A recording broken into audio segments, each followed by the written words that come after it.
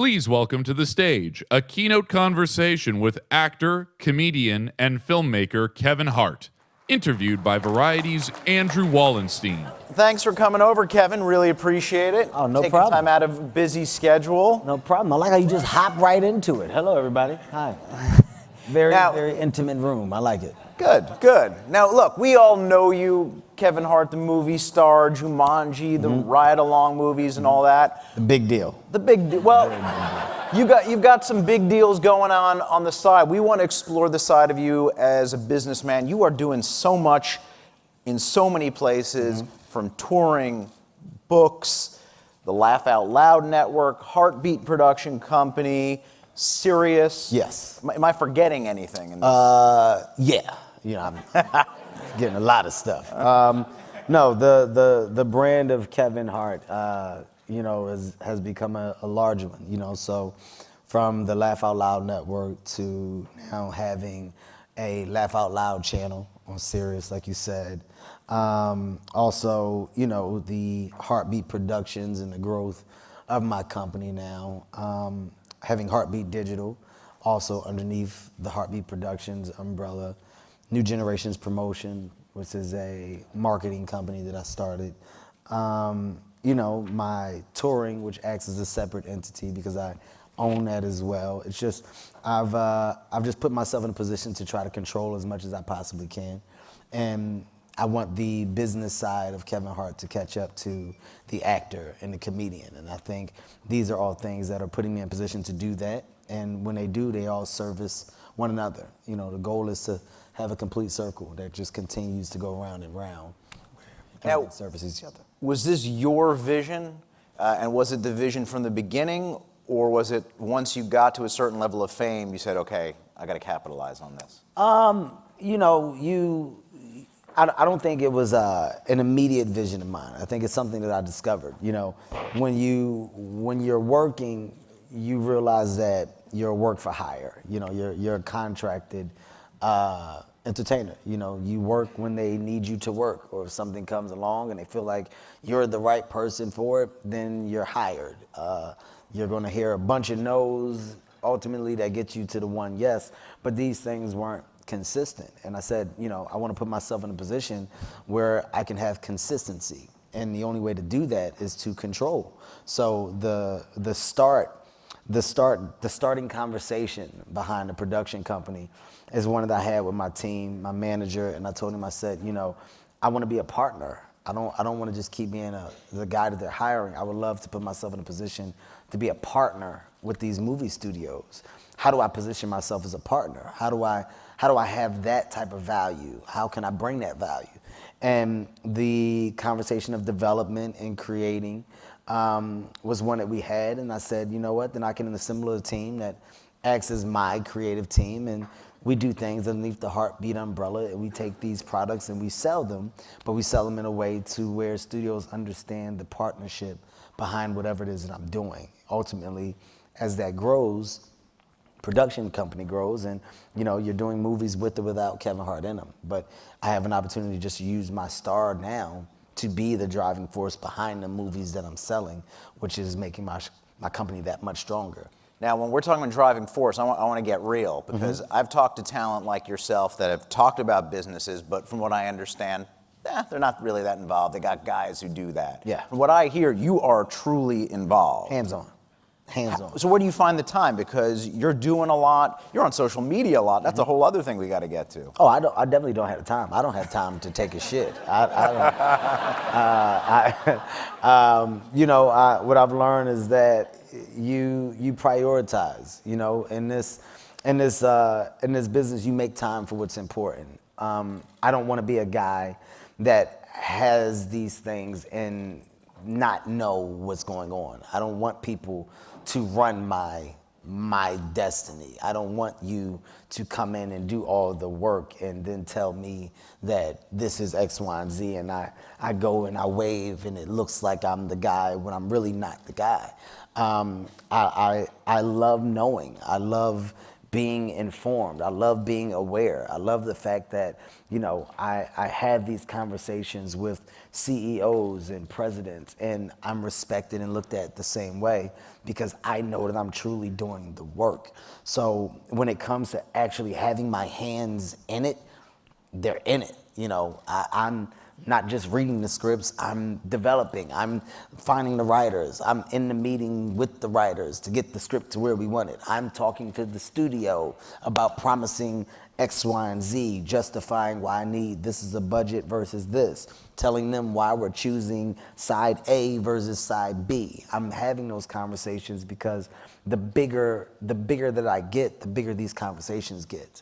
And the bigger that the conversations get, the easier it is for me to get things done because the trust that goes along with the business and the brand of who I am becomes an immediate trust, And I think within the relationships that I have and partnerships within the studios that I've worked with, from Universal, from Sony to Warner Brothers, they now have a trust that Kevin, he does the work.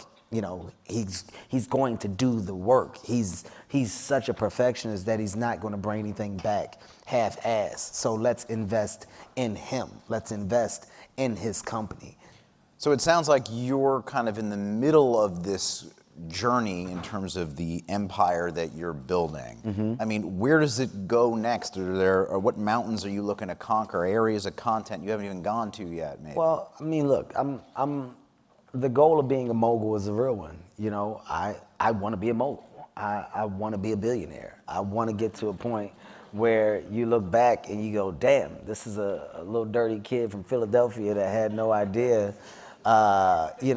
where his life was going to go. And once I got an inklet of what I could do, I made a decision to give it 100%. And you get one life, out there one life, you can make it mean something. You can be content with wherever you are, or you can be the person that says, I'm gonna maximize my time on this earth. And when it's all said and done, I want a story. I want people to tell an amazing story. I want to be able to look back and go, holy shit, look at what I created. Look at the people that are now really, really affected by this creation. Mm-hmm. I got 40 people on staff right now. When I look up and I'm responsible for people's lives and livelihoods, and that's a big thing to me. That's the fact that I sit.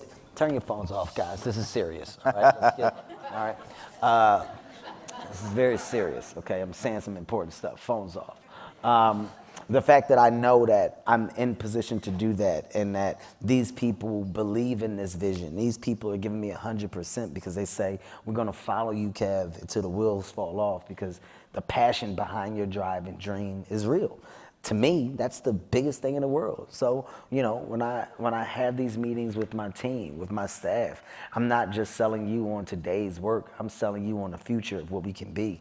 Heartbeat Productions will be a big partner. Heartbeat Productions will do big studio work. Heartbeat Productions will be tomorrow's future company when it comes to development and producing for any type of film, from comedy to your dramas. I want to do it all. I can't sit back and watch other people be successful and give me a blueprint and not do it.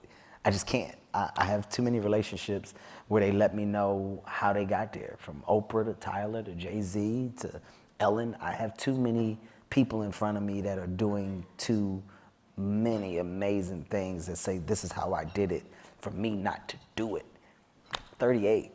I got tons of time. By the time I'm 45, you guys are going to be telling a completely different story. It's going to be holy shit. You remember at the Variety thing, he said he was going to do it, and I'll be damned if he didn't do it. he did it. Watch. Mm-hmm. Sounds great. So we've talked about various pieces of the puzzle. I want to get into it. Mm-hmm. Starting with, not to say it's the most important piece, but social media does seem to be almost like the hub that a lot of these different spokes that we're talking about is connected to. That's where your brand is in front of people every single day.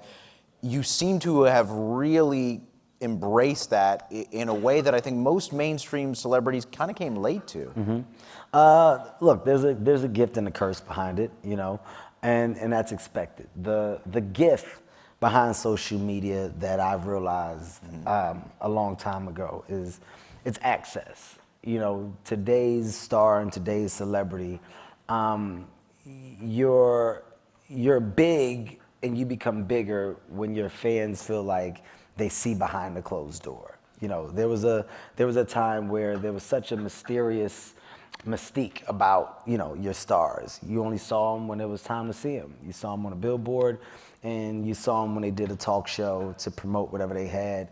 Outside of that, you didn't see them. That's when the pictures that were taken by these magazines, that's why they were so celebrated at the highest level. Oh my God, we just saw Cameron Diaz at the coffee shop, and she's got a coffee and she's looking at you, and everybody's like, oh my God, look at her doing regular people stuff. Look at this. You know, it was, those pictures were so, that's what made that business so big. It was who can capture a regular moment of a celebrity. And I think in our society, we forgot that these are people. Social media has allowed these stars to show that they're people. Hence, when you do that, your following grows because the authenticity behind the person that we're supporting is real. Yo, he's brushing his teeth on Snapchat. Oh my God, did you see the video of Kevin with his kids and they're doing regular stuff? Oh my God, look at Kevin playing with his dog. Do you see it? It's showing that you're real, and that's why I embrace it. I don't ever want there to be a disconnect. I feel like, you know, these people have invested in me. You've invested in my life. I've grown because you've grown with me. So I do owe my fans a service. I want you to see the normalcy behind who I am. I want you to see that I'm a grounded, real guy. I love hard. I am about my family, and, you know, good and bad with problems, you put it out there. You let people go through the problems with you, because when you relate to it, you understand that we're all human, and as one, we all handle problems ultimately different but the same. Good, bad, negative, positive, you're human. Social media allows you to show that. I like that I can talk to my fans, get an immediate reaction. I don't just want to take. It shouldn't be a take relationship. It should be a give and take. So those moments where I take 10 minutes to do a video just saying I'm so excited about X, Y, and Z. I just want to tell you guys to go out, put passion behind what you're doing, have a level of excitement about the way you approach your days. There's people that watch that and go, fuck yeah. I was dragging the day. I didn't feel like doing this, but I just saw Kevin do this little thing from the car. He right. You would be surprised at the effect that this has on the generation. It really does, man. Some people need a push. Some people need that motivation. Social media allows me to give it to you real, raw, and ragged, in your face every single day. And, you know, those numbers don't lie. I'm at like 130 million people total. Pay attention on social to media. numbers. Yes, it's me. It's me on there. Me, every day. Me. It's a job, every day. I wake up. Good morning, I'm up. every day. I stay true to it, you know. There's been days where I didn't post, and I would go check my timeline, and people think I'm dead. What the fuck? Where's Kevin? I've honestly checked, and people have like a search. Is Kevin okay? He hasn't posted anything. People feel a void. So I make sure that I'm on it. I'm very adamant about doing it. And that's just a piece of the puzzle in terms of what you're doing in terms of digital content. Yes. Talk about the Laugh Out Loud Network, which, you know, we talked earlier about Heartbeat. You could just be producing TV and film and making some good money off that. What is it about going to digital where monetization could be a little more difficult? Well, it's very difficult, first and foremost. I mean, look, this is a world where a lot of people have attempted to find success and a lot of people have failed. Which makes it even more intriguing for me. You know, how can I do it correctly? I got to see people crash and burn. What mistakes did they make? What did they do? What didn't they do? I wanted to follow a blueprint that was more artist friendly.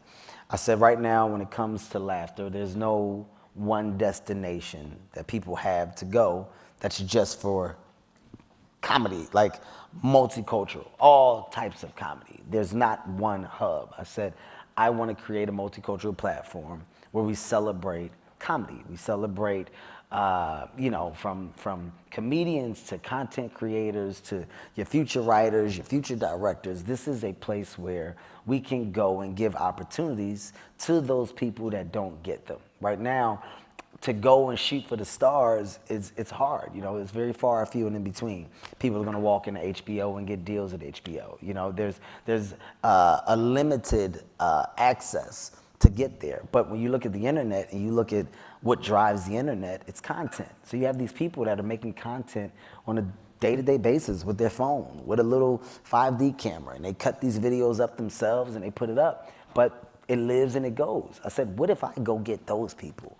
What if we're artist friendly? What if those people can come here and we service them correctly, give them pieces of ownership within the content, but they can grow? What if Laugh Out Loud becomes a space where we grow with the artists? Almost like Tidal. You know, what Jay-Z did with Tidal, it was pretty amazing because he said, everybody's taken from the artist, I want to give. I want to give something to the artist. Instantly, that made artists say, I want to go over there, man, because they're not trying to do what everyone else is doing. People try to wrap all this talent up and they try to own you.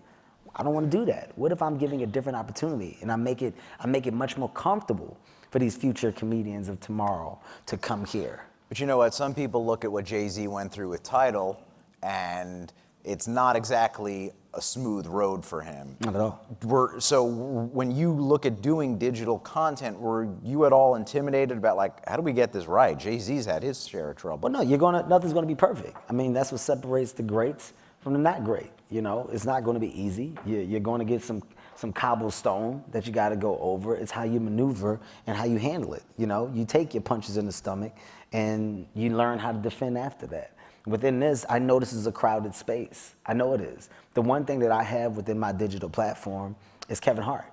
Kevin Hart can stand in front of it and I can say I stand behind it. I can say I'm involved. I'm putting a personal stamp on this business. I'm putting a personal stamp on delivering some of the best comedy that I feel that you can find on the internet.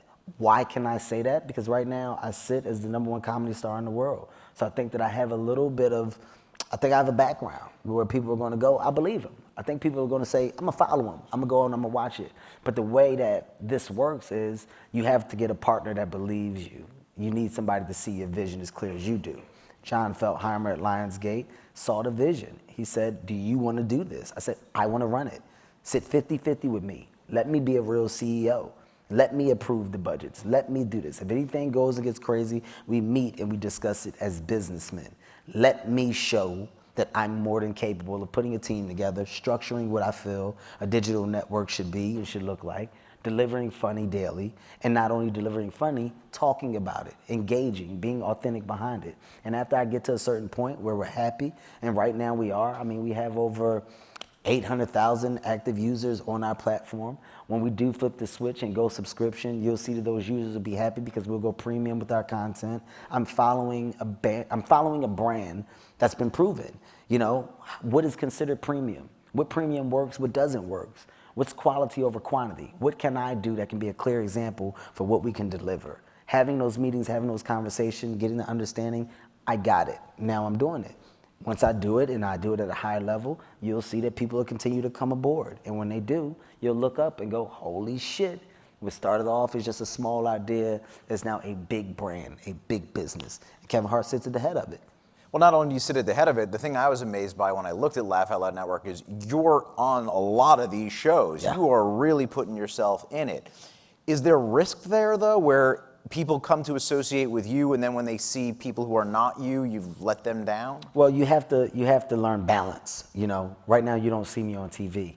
I'm not on a TV show. I don't have a TV show. I haven't had one for years. Outside of Real Husbands of Hollywood, when that was on, I haven't done TV.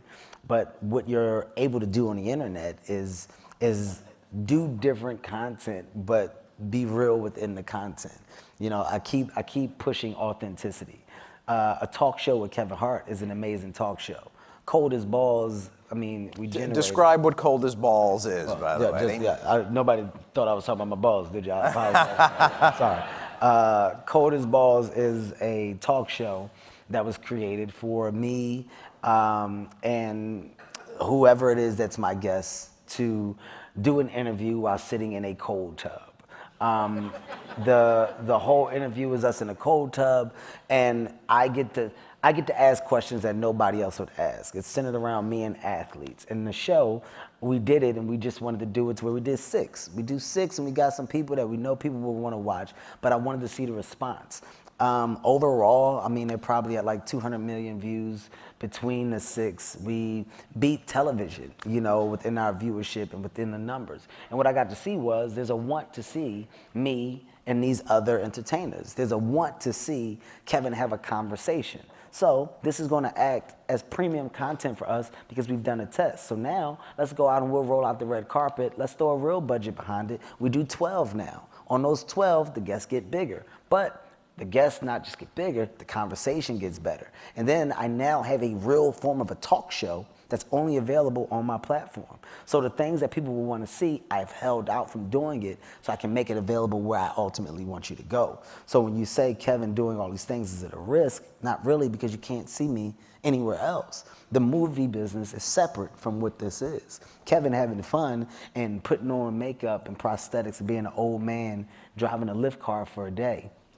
You're not going to get bored of that. You're not going to go, that's too much. It's funny filler content. You're going to go look at Kevin's stupid ass in the car talking to these people. It's things that I can do to drive traffic. And once I get you there, you now see that there's so much stuff and you fall in love with the world of Laugh Out Loud that we created.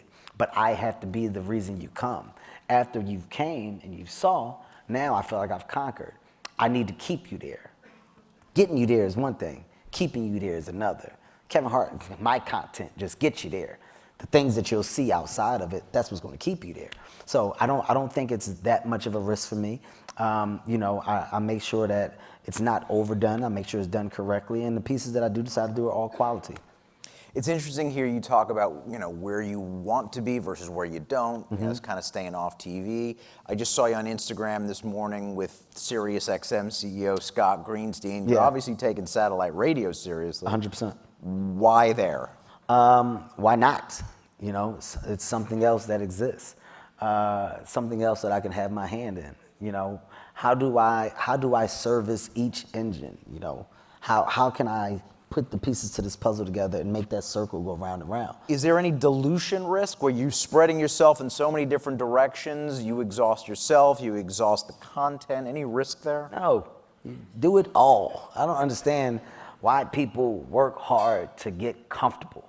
Do it all. Why not, man? Listen, Howard Stern makes $88 to $90 million a year on the radio.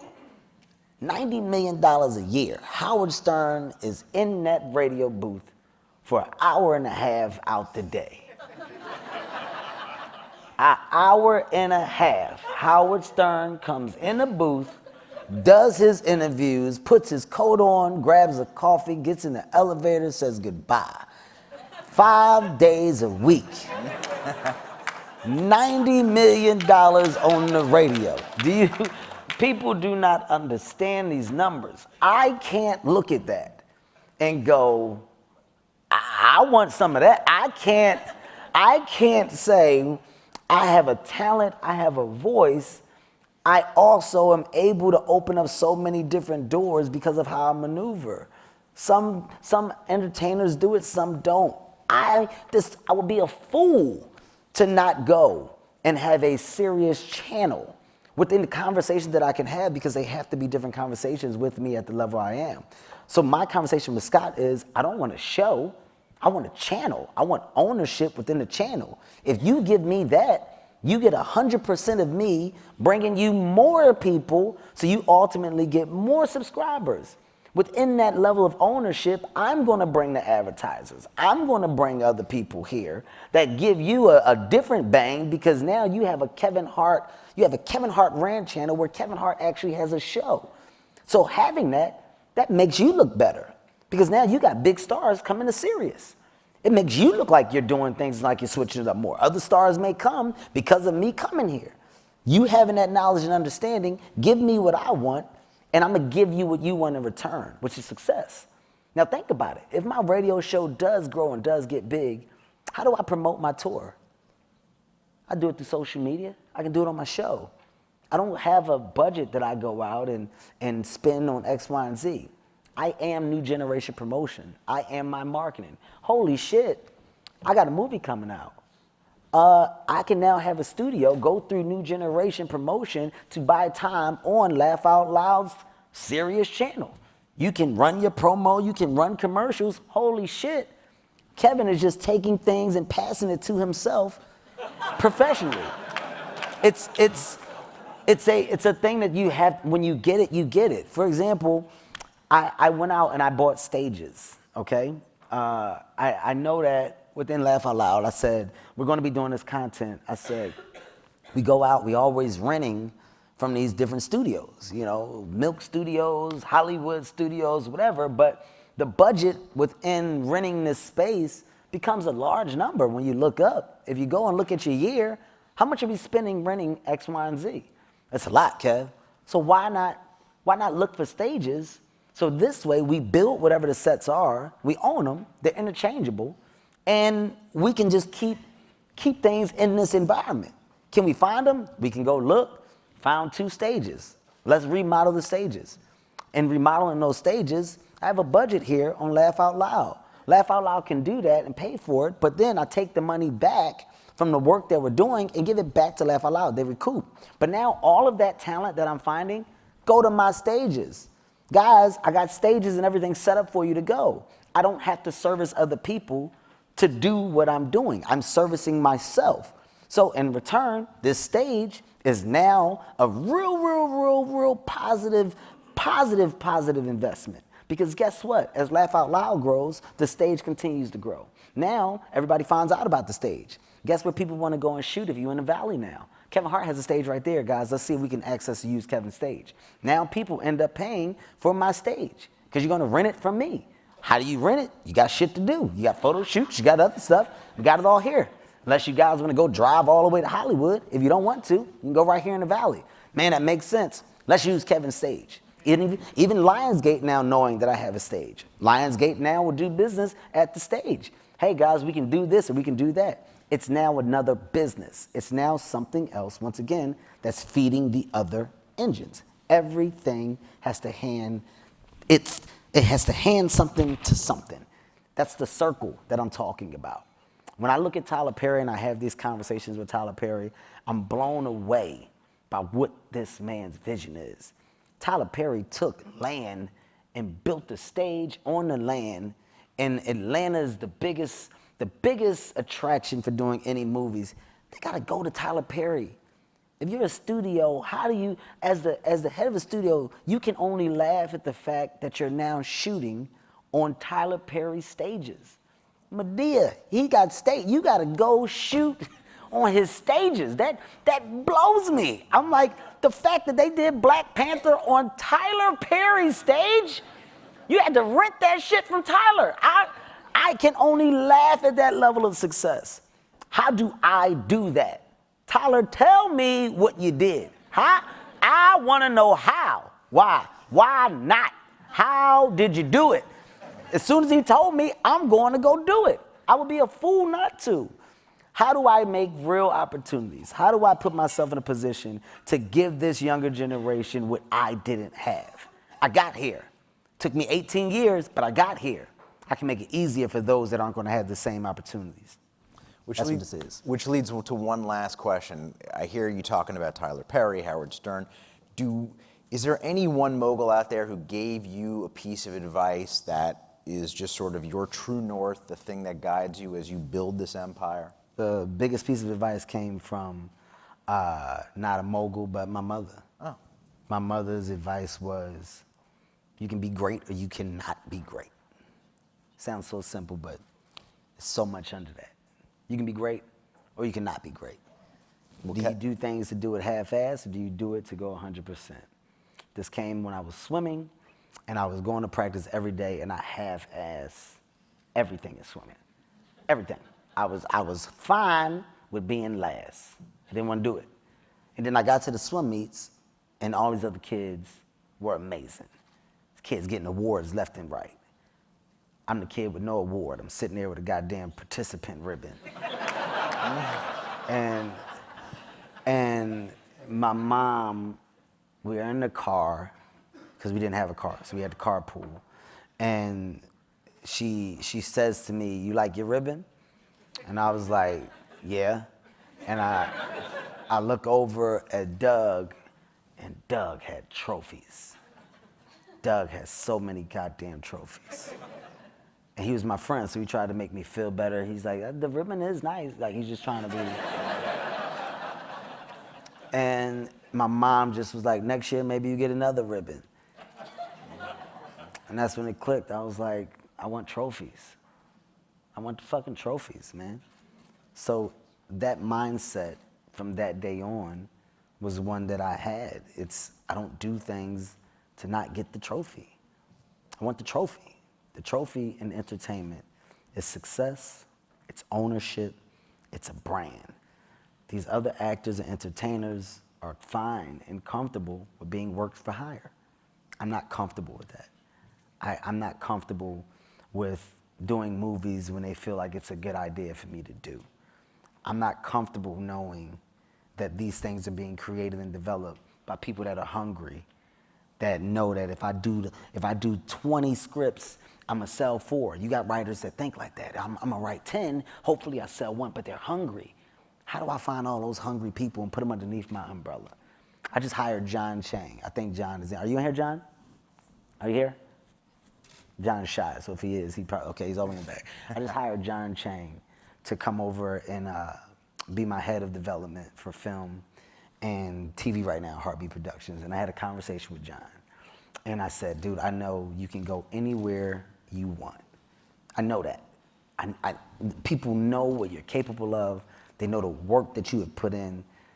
I want you to come and start over. And here's why. Because I'm gonna be with you. I'm gonna be by your side, and I'm gonna help you get the things that you wanna get done. But you will be solely responsible for coming, believing in a vision, and taking Heartbeat Production from step 1 to step 100 and whatever. You would be responsible for standing by my side, and I will not let you down. I will invest in you to simply invest in my dream and vision." He said, "I'm in, I do the work. I don't need nothing else. What you just told me sold me. I'm sold on your vision." Me and John have been in this office every goddamn day, vetting out our plan to take over Hollywood. And it sounds so crazy. It sounds so crazy, but if you don't have that, if you don't have the mentality of take over, do everything, you're not gonna do nothing. I aligned myself with somebody that had the same vision, that grasps my dream. And I'm telling you people, mark my words, within this year, you're gonna see so much activity from Heartbeat Productions. Within 2 years, Heartbeat Productions will live with or without Kevin Hart. Heartbeat Productions will be producing movies that are being done all over Hollywood, with or without me. Because I got a team of people that understand that that's our goal. Our goal is to not lean on the back of the star, to create opportunities for the other stars. We're gonna be a hub that people wanna come and that they wanna deal with because of who stands in front of it now. Mark my words, Laugh Out Loud will be a major force within this digital space. It's been 2 years, 800,000 users actively on my app. You give me 5 years, you watch where Laugh Out Loud is. You watch the conversation behind this digital platform. You watch how the multicultural aspect becomes a real one. You watch how I find and discover comedians globally, Indonesia, Asia, Australia, and I bring them on this platform to be celebrated. You watch the reaction that has, and you watch the growth that we have. Festivals, Laugh Out Loud comedy festivals, simply creating opportunities and using my stardom to make others stars. I don't want to do it by myself. I want to see other people make it too. That's what I'm about. You're not going to lose when people see your heart and understand the real drive behind your business. It's for people. I'm a people person. So I'm going to make people win. That's why Kevin Hart wins. Well, thank you, Kevin. Appreciate you coming out today. We're really impressed with what you've done so far. Can't wait to see what's next. Thank you. All right. Definitely.